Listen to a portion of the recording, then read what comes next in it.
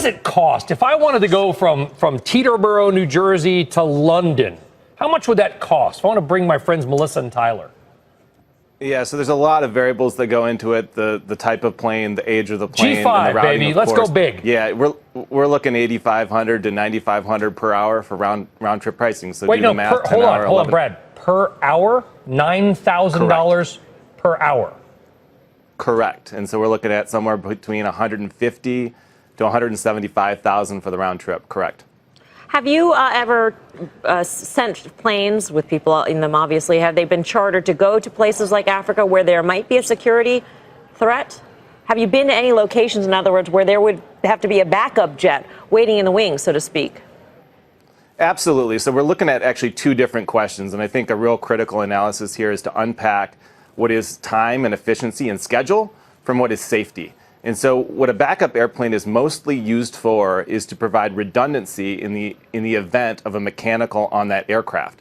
Security issues are also very important. I'm on the board of Gavin DeBecker and Associates, which is a large security firm.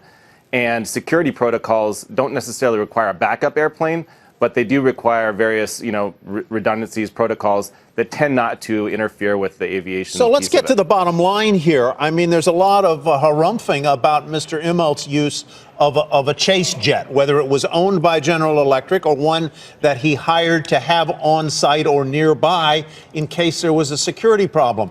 I am hearing you say, just as I heard our other guest say on his broken up signal, that this does not really shock you to hear that on limited occasions there was a second jet ready to go if something happened with the first one or there was a security threat that needed to be addressed. I got you right? I'm going to be very clear. I think this is a board and a CEO discussion about his or her schedule.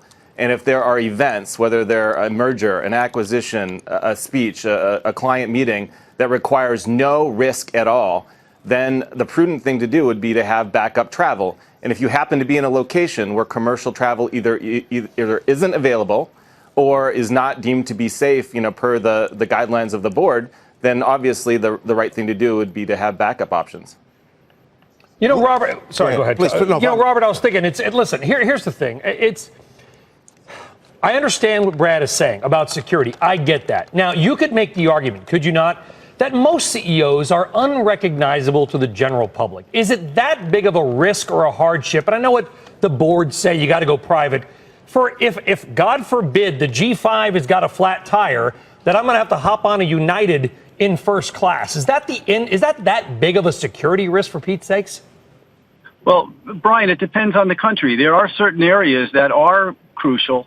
They know that the CEO is going to be entering that country, and it's imperative to have that kind of security. I mean, and you're right. Are there backup plans that are secondary? Can you have other aircraft available? All those things are possible. You don't always need a follow plane, but there are certain circumstances in certain parts of the world where it would be recommended, but it's rare. But in those instances, would a CEO of a Dow company even be going to an area that risky? Good point. Intelligence first, right? So many times we talk the CEO out of going to those countries, and they don't even, when you need a second plane, you have to think twice about the trip.